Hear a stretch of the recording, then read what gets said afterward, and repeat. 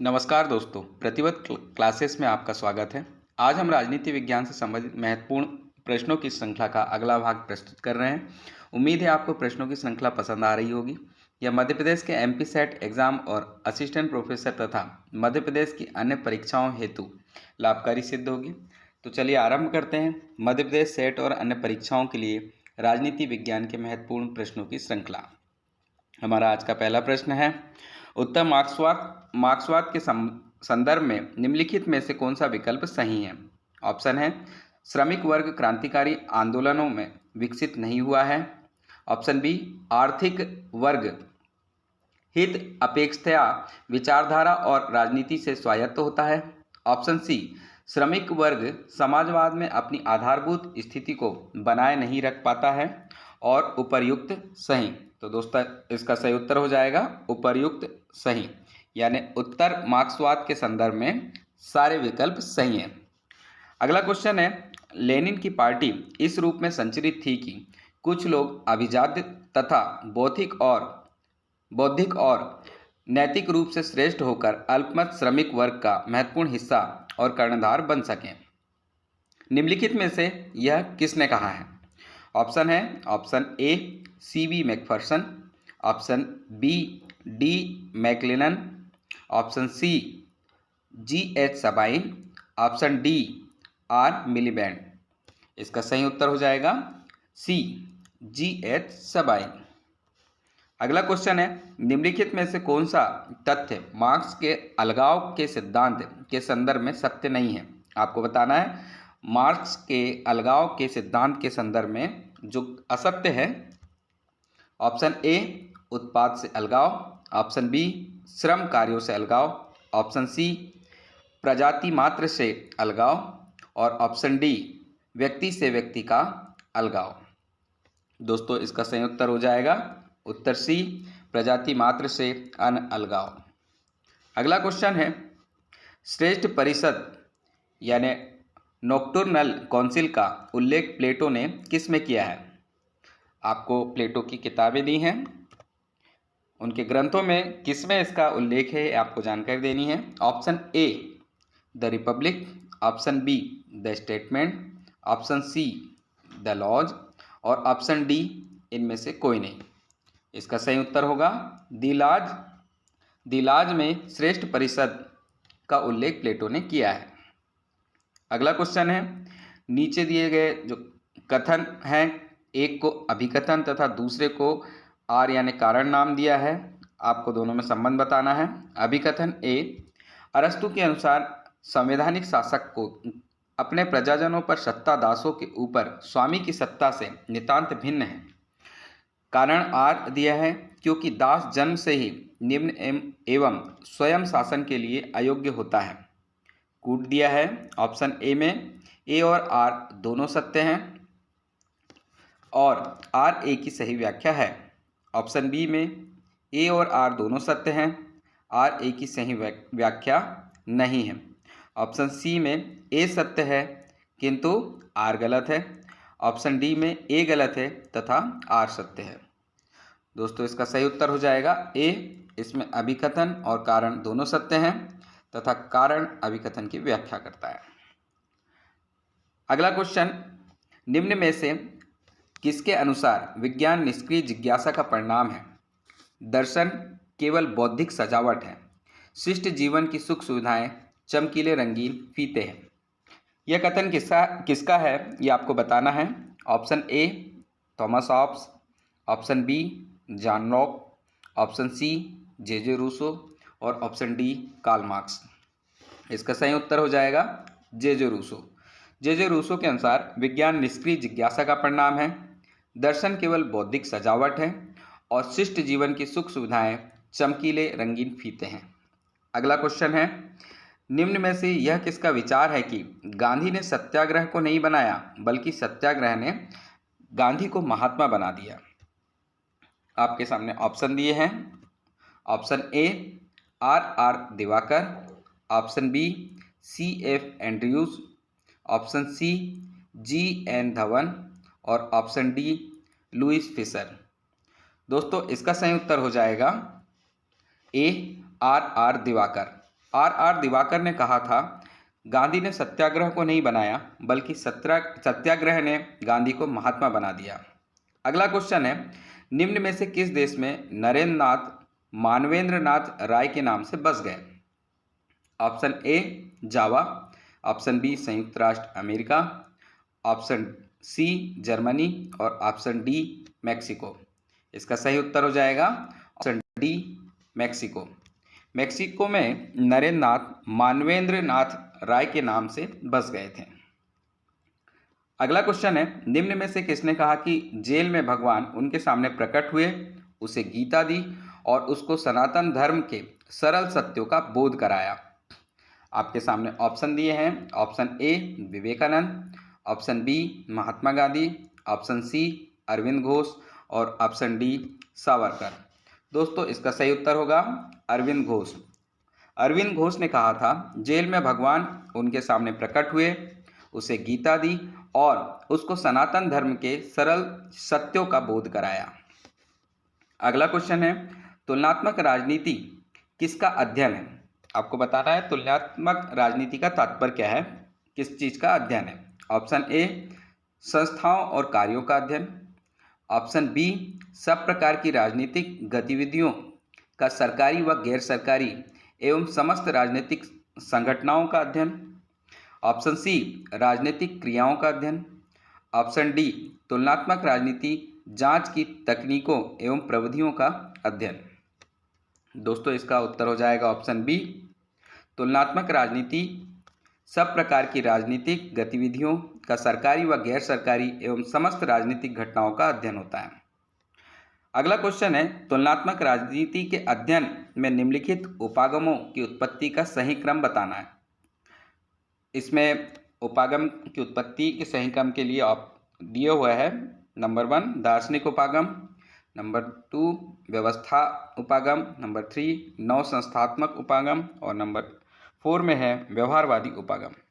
आपको ऑप्शन दिए हैं, ऑप्शन ए में 1 3 4 2, ऑप्शन बी में 1 4 2 3, ऑप्शन सी में 1 2 4 3 और ऑप्शन डी में 3 1 2 4। तो दोस्तों इसका सही उत्तर हो जाएगा ऑप्शन बी। सही क्रम में ऑप्शन बी, यानी पहले नंबर पे दार्शनिक उपागम, दूसरे नंबर पे व्यवहारवादी उपागम, तीसरे नंबर पे व्यवस्था उपागम और चौथे नंबर पे नव संस्थात्मक उपागम आएगा। अगला क्वेश्चन है, निम्नलिखित आगत कार्यों के सही क्रम की पहचान कीजिए तथा नीचे दिए गए कूटों के सही उत्तर का चयन कीजिए। आपको आगत कार्य दिए हैं, पहला हित सामूहिकरण, दूसरा हित अभिव्यक्तिकरण, तीसरा राजनीतिक संचार और चौथा है राजनीतिक समाजीकरण तथा भर्ती। साथ में आपको कूट दिए हैं, ऑप्शन ए में पहला दूसरा तीसरा और चौथा, ऑप्शन बी में पहला दूसरा चौथा और तीसरा, ऑप्शन सी में दूसरा तीसरा चौथा और तीसरा और ऑप्शन डी में चौथा दूसरा तीसरा और चौथा। दोस्तों इसका सही उत्तर हो जाएगा ऑप्शन डी। अगला क्वेश्चन है, वे समाजशास्त्री जिन्होंने गैब्रियल आमंड के संरचनात्मक प्रकारवाद को प्रभावित किया है उनके बारे में आपको बताना है। पहला मैक्स वेबर, दूसरा टालकाट पार्सन, तीसरा डेविड ट्रूमोन और चौथा है कार्ल ड्यूस। आपको जानकारी देना है जिन्होंने गैब्रियल आमंड के संरचनात्मक प्रकारवाद को प्रभावित किया है। ऑप्शन ए में पहला दूसरा और तीसरा, ऑप्शन बी में पहला और दूसरा, ऑप्शन सी पहला और तीसरा और ऑप्शन डी दूसरा और तीसरा। दोस्तों इसका सही उत्तर हो जाएगा ऑप्शन बी, पहला और दूसरा, यानी मैक्स वेबर और टालकाट पार्सन्स ने गैब्रियल के संरचनात्मक प्रकारवाद को प्रभावित किया है। अगला क्वेश्चन है, निम्न में कौन सी शासन प्रणाली शक्ति पृथक्करण के सिद्धांत की उपज और उत्तराधिकारी समझी जाती है? तो आपको बताना है, ऑप्शन ए में स्विस प्रणाली, ऑप्शन बी में अमेरिका प्रणाली, ऑप्शन सी में भारतीय शासन प्रणाली और ऑप्शन डी में फ्रेंच शासन प्रणाली। इसका सही उत्तर हो जाएगा ऑप्शन बी, यानी अमेरिकी शासन प्रणाली शक्ति पृथक्करण के सिद्धांत की उपज और उत्तराधिकारी समझी जाती है। अगला क्वेश्चन है, निम्न में से संयुक्त राज्य अमेरिका के संविधान के किस अनुच्छेद द्वारा राष्ट्रपति को कार्यकारी शक्ति दी गई है?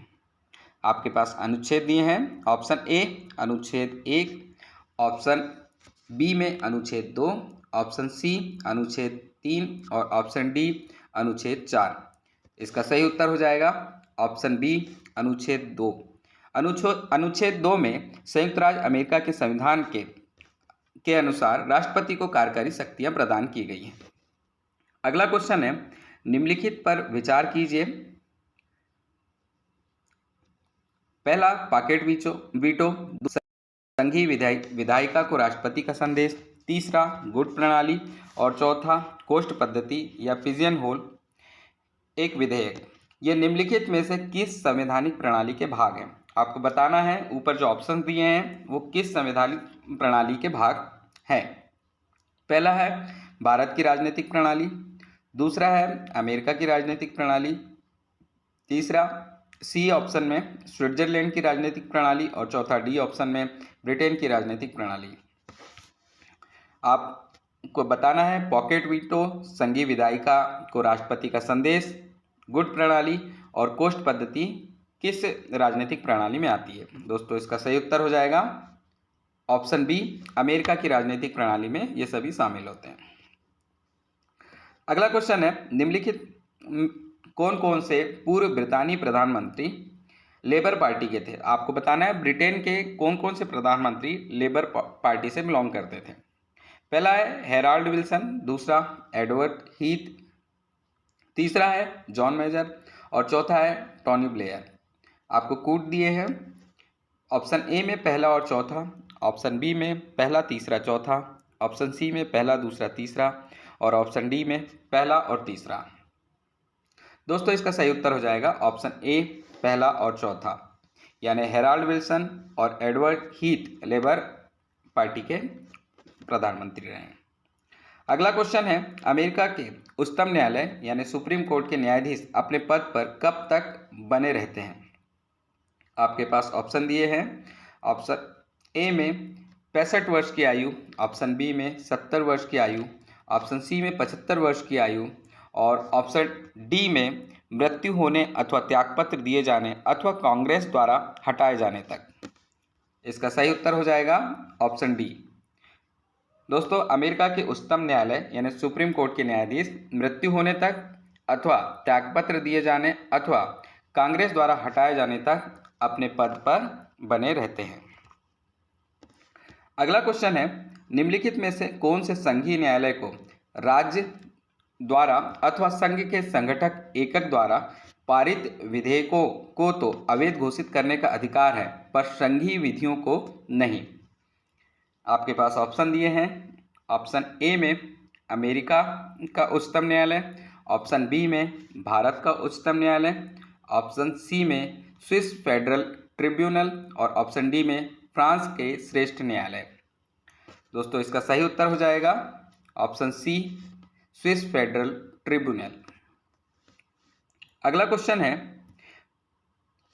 ये अभिकथन और कारक से संबंधित है। अभिकथन दिया है ब्रिटेन की संसद संप्रभु है और कारक दिया है इंग्लैंड की महारानी नाम मात्र राज्य प्रमुख है। आपको ऑप्शन दिए हैं। ऑप्शन ए और आर यानी अभिकथन और कारक दोनों सत्य हैं। आर ए की सही व्याख्या है यानी कारक अभिकथन की सही व्याख्या है। ऑप्शन बी में है ए और आर दोनों सत्य हैं, आर ए की सही व्याख्या नहीं है। ऑप्शन सी में ए सत्य है किंतु आर गलत है और ऑप्शन डी में ए गलत है तथा आर सत्य है। दोस्तों इसका सही उत्तर हो जाएगा ऑप्शन बी यानी ब्रिटेन की संसद संप्रभु है, सत्य है। इंग्लैंड की महारानी नाम मात्र की राज प्रमुख है, ये भी सत्य है, परंतु आर ए की यानी कारक अभिकथन की व्याख्या नहीं करता है। अगला क्वेश्चन है, ब्रिटेन की समिति का क्या नाम है जो करों, राजस्व भाग और मांग विधेयकों को देखती है? आपको बताना है जो करों और मांग विधेयक को देखती है उस समिति का नाम। ऑप्शन ए विनियोग समिति, ऑप्शन बी साधन एवं उपाय समिति, ऑप्शन सी आपूर्ति समिति और ऑप्शन डी आकलन समिति। दोस्तों इसका सही उत्तर हो जाएगा ऑप्शन बी साधन एवं उपाय समिति। अगला क्वेश्चन है, रिग्स के अनुसार समानता व क्षमता में संतुलन की कमी है। ऑप्शन दिए हैं, ऑप्शन ए विकासात्मक लक्षण, ऑप्शन बी विकास की फांस, ऑप्शन सी राजनीतिक ह्रास और ऑप्शन डी लक्ष्य परिवर्तन। इसका सही उत्तर हो जाएगा समानता व क्षमता में संतुलन की कमी विकास की फांस के अंतर्गत आती है।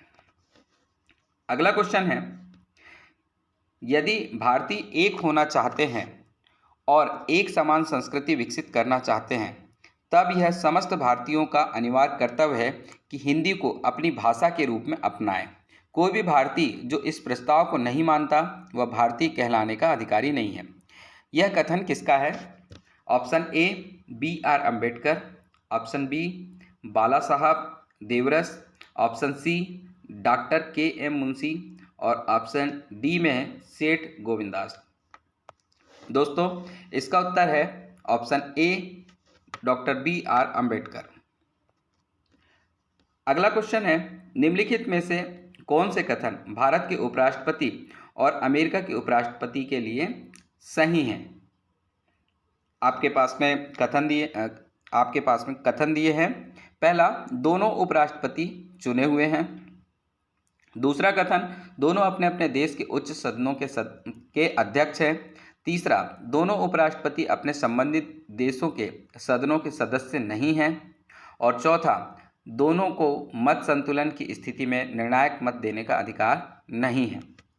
तो आपके पास में ऑप्शन दिया है, ऑप्शन ए 1, 3 और 4, ऑप्शन बी 1, 2 और 3, ऑप्शन डी 1, 2, 3 और 4 और ऑप्शन सी 1, 2 और 4। तो आपको सही कथन बताना है।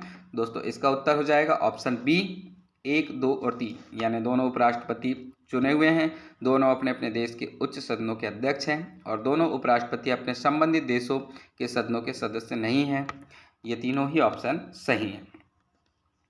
अगला क्वेश्चन है, निम्नलिखित में से किस अधिनियम में प्रांतीय विषयों को हस्तांतरित और आरक्षित विषयों में विभाजित किया गया था?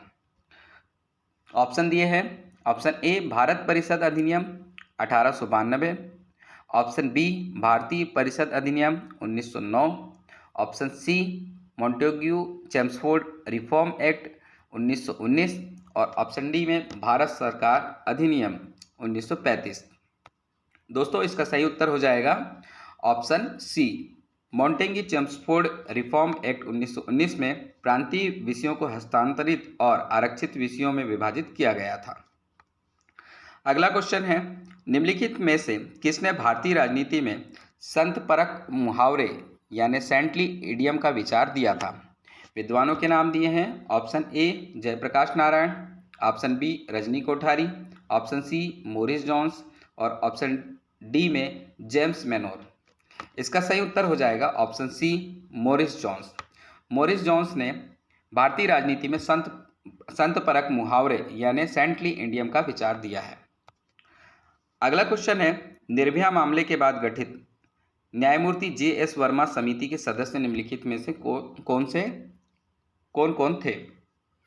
ऑप्शन दिए हैं, ऑप्शन ए न्यायमूर्ति फातिमा बीबी, ऑप्शन बी न्यायमूर्ति लीला सेठ, ऑप्शन सी न्यायमूर्ति ज्ञान सुधा मिश्रा और ऑप्शन डी न्यायमूर्ति जी रोहिणी। दोस्तों इसका सही उत्तर हो जाएगा ऑप्शन बी न्यायमूर्ति लीला सेठ। अगला क्वेश्चन है, निम्नलिखित में से भारत के निर्वाचन आयोग का कार्य नहीं है। तो निर्वाचन आयोग का कौन सा कार्य नहीं है आपको बताना है। ऑप्शन ए संसद, राज्य विधानमंडल, राष्ट्रपति और उपराष्ट्रपति का चुनाव करवाना। ऑप्शन बी में निर्वाचक नामावली को तैयार करना। ऑप्शन सी मतों की गणना और परिणामों की घोषणा करना और ऑप्शन डी किसी चुनाव को रद्द घोषित करना। दोस्तों इसका सही उत्तर होगा ऑप्शन डी किसी चुनाव को रद्द घोषित करना। इसके अतिरिक्त सभी जो ऑप्शन है वो सही हैं। ये सभी भारत निर्वाचन आयोग के कार्य हैं। अगला क्वेश्चन है, निम्नलिखित में से कौन से सिद्धांत का अनुच्छेद 356 के संबंध में मुंबई मुकदमे से आविर्भाव नहीं हुआ है? आपके पास में ऑप्शन दिए हैं। अनुच्छेद 356 के अधीन जारी की गई घोषणा की न्यायिक समीक्षा किया जाना। ऑप्शन बी में है, राज्य विधानसभा को संसद द्वारा घोषणा के अनुमोदन के बाद ही भंग किया जाना चाहिए। ऑप्शन सी में, यदि कोई नया राजनीतिक दल केंद्र में सत्ता में आता है तो उसका यह प्राधिकार है कि वह राज्य में अन्य दल द्वारा गठित मंत्रालयों को बर्खास्त कर सकता है। और ऑप्शन डी में है, न्यायालय संघ सरकार से अपेक्षा करता है कि वह उस सामग्री को प्रकट करे जिसके आधार पर अनुच्छेद 356 प्रयोग किया गया है। तो दोस्तों इसका सही उत्तर हो जाएगा ऑप्शन सी। यदि कोई नया राजनीतिक दल केंद्र में सत्ता में आता है तो उसका यह प्राधिकार है कि वो राज्य में अन्य दल द्वारा गठित मंत्रालयों को बर्खास्त कर सकता है। अगला क्वेश्चन है जो कि अभिकथन और कारण से संबंधित है। आपको दोनों में संबंध बताना है। अभिकथन ए, मुकदमे पर निर्णय लेते समय न्यायालय नैसर्गिक न्याय के सिद्धांत का पालन करते हैं। और कारण दिया है, कारण आर, न्याय किया ही नहीं जाना चाहिए अपितु यह प्रतीत भी होना चाहिए कि वह स्पष्ट और असंदिग्ध है। ऑप्शन दिए हैं, अभिकथन ए और कारण आर दोनों सत्य हैं तथा कारण अभिकथन की सही व्याख्या है। ऑप्शन बी में ए और आर दोनों सत्य हैं, आर ए की सही व्याख्या नहीं है। ऑप्शन सी में ए सत्य है, ऑप्शन डी में ए गलत है और आर सत्य है। तो दोस्तों इसका सही उत्तर हो जाएगा ऑप्शन ए और आर दोनों सत्य है तथा आर ए की सही व्याख्या है। अगला क्वेश्चन है, किसके प्रभावकारी वित्तीय नियंत्रण के लिए रूल ऑफ लैप्स आवश्यक है? तो आपको बताना है। ऑप्शन ए, निर्धारण समिति, ऑप्शन बी संसद, ऑप्शन सी व्यय विभाग और ऑप्शन डी सार्वजनिक लेखा समिति। दोस्तों इसका सही उत्तर हो जाएगा ऑप्शन बी संसद। रूल ऑफ लैप्स प्रभावकारी वित्तीय नियंत्रण के लिए आवश्यक है। अगला क्वेश्चन है, भारत के सरकारी मंत्रालयों में डेस्क ऑफिसर सिस्टम के निम्नलिखित लाभ थे। पहला, मामलों का त्वरित निपटारा। दूसरा, दोहरे अभिलेख उपलब्ध थे। तीसरा, व्यय की न्यूनता। और चौथा, गुणात्मक सुधार। आपको ऑप्शन दिए हैं। ऑप्शन ए पहला, दूसरा और चौथा। सही उत्तर आपको बताना है। ऑप्शन ए पहला, दूसरा और चौथा। ऑप्शन बी पहला, दूसरा और तीसरा। ऑप्शन सी पहला, तीसरा और चौथा। और ऑप्शन डी दूसरा, तीसरा और चौथा। तो दोस्तों इसका सही उत्तर हो जाएगा ऑप्शन सी पहला, तीसरा और चौथा। तो लाभ थे, पहला यानी कि मामलों का त्वरित निपटारा, तीसरा यानी व्यय की न्यूनता और चौथा यानी गुणात्मक सुधार। अगला क्वेश्चन है, केंद्र और राज्यों के लिए भारत में लोक सेवा आयोग संविधान के किस अनुच्छेद के अंतर्गत बनाए जाते हैं? Option A 268, option B 315, option C 312 और ऑप्शन डी 371 ए। इसका सही उत्तर हो जाएगा ऑप्शन बी 315, जिसके तहत लोक सेवा आयोग का निर्माण होता है। अगला क्वेश्चन है, निम्नलिखित में से किसने भारतीय समाज को राजनीतिक दृष्टि से अराजनीति समाज बताया है? तो इसमें विद्वानों के नाम है। Option A Rajni Kothari, option B Morris Jones, option C Stanley Kochanek और option D Paul R Brass. दोस्तों इसका सही उत्तर हो जाएगा ऑप्शन ए रजनी कोठारी। इन्होंने राजनीतिक दृष्टि से अराजनीतिक समाज बताया है भारतीय समाज को। अगला क्वेश्चन है, लोक प्रशासन के विकास में उत्तर 1970 का चरण निम्नलिखित में से किससे अभिलिखित था? ऑप्शन ए यथास्थितिवाद, ऑप्शन बी स्थायित्ववाद, ऑप्शन सी विकास सिद्धांत और ऑप्शन डी मूल्य अभिविन्यास। दोस्तों इसका सही उत्तर हो जाएगा ऑप्शन डी मूल्य अभिविन्यास। अगला क्वेश्चन है, मूने का यह कथन उच्च प्राधिकारी द्वारा विशिष्ट प्राधिकार प्रदान करना किस संदर्भ में था? ऑप्शन ए शक्ति विभाजन, ऑप्शन बी उत्तरदायित्व, ऑप्शन सी प्रदाता अधिकारी और ऑप्शन डी प्रत्यायोजन। तो दोस्तों इसका सही उत्तर हो जाएगा ऑप्शन डी प्रत्यायोजन। अगला क्वेश्चन है, निम्नलिखित में से कौन सा फ्रेंड डब्ल्यू रिक्स द्वारा प्रस्तुत किसी समाज की प्रकारात्मक आवश्यकताओं की सूची में नहीं था? इसमें ऑप्शन दिए हैं, ऑप्शन ए आर्थिक, ऑप्शन बी प्रशासनिक, ऑप्शन सी राजनीतिक, ऑप्शन डी संप्रेषणात्मक। दोस्तों इसका सही उत्तर होगा ऑप्शन बी प्रशासनिक। अगला क्वेश्चन है, हर्बर्ट साइमन द्वारा दी गई निर्णय लेने की प्रक्रिया में निम्नलिखित में से कौन सा चरण नहीं है? तो ऑप्शन दिए हैं, ऑप्शन ए बौद्धिक अभिक्रिया, ऑप्शन बी अनुमान अभिक्रिया, ऑप्शन सी चयन अभिक्रिया और ऑप्शन डी प्रारूप अभिक्रिया। इसका सही उत्तर हो जाएगा ऑप्शन बी अनुमान अभिक्रिया। अगला क्वेश्चन है, लिकट के अनुसार निम्नलिखित में से कौन सा नेतृत्व का एक प्रकार नहीं है? ऑप्शन दिए हैं, ऑप्शन ए शोषण परक प्राधिकारिक, ऑप्शन बी उपकारी प्राधिकारिक, ऑप्शन सी सहयोगी प्राधिकारिक और ऑप्शन डी सहभागी। तो दोस्तों इसका सही उत्तर हो जाएगा ऑप्शन सी सहयोगी प्राधिकारिक, नेतृत्व का एक प्रकार नहीं है। अगला क्वेश्चन है, नीचे दिए गए कथन और अभिकथन से संबंधित है। अभिकथन है, वैध होना तथा लोक प्रशासन विज्ञान का भाग होना अमेरिकी संस्कृति संदर्भ में विकसित परिकल्पना को अंतः सांस्कृतिक संरचना में परखा जाना चाहिए। कारण दिया है, तुलनात्मक अध्ययन ने राजनीति और लोक प्रशासन को निकट ला दिया है। आपके पास ऑप्शन दिए हैं, ऑप्शन ए और आर दोनों सत्य हैं, यानी अभिकथन और कारण दोनों सत्य हैं, तथा आर ए की सही व्याख्या कर रहा है। ऑप्शन बी में ए और आर दोनों सत्य हैं और आर ए की सही व्याख्या नहीं है। ऑप्शन सी में ए सत्य है परंतु आर असत्य है। ऑप्शन बी में ए असत्य है और आर सत्य है। दोस्तों इसका सही उत्तर हो जाएगा ऑप्शन बी, ए और आर यानी अभिकथन और कारक दोनों सत्य हैं किंतु आर ए की सही व्याख्या नहीं है। अगला क्वेश्चन है, पॉल एप्पलवी की संस्तुतियों के आधार पर भारत में निम्नलिखित में से कौन सा संस्थान स्थापित किया गया था? तो आपको बताना है, पॉल एप्पलवी ने संस्तुति की थी, उसके बाद ये संस्थान बना है। पहला है ऑप्शन ए लाल बहादुर शास्त्री प्रशासनिक अकादमी, दूसरा है भारतीय लोक प्रशासन संस्थान, तीसरा है ऑप्शन सी भारतीय सामाजिक विज्ञान अनुसंधान परिषद और चौथा ऑप्शन डी भारतीय पुलिस अकादमी। तो आपको पॉल एप्पलवी की संस्तुतियों के आधार पर बताना है। दोस्तों इसका सही उत्तर हो जाएगा ऑप्शन बी भारतीय लोक प्रशासन संस्थान। दोस्तों यह आज हमारे महत्वपूर्ण प्रश्नों की श्रृंखला का अंतिम प्रश्न था।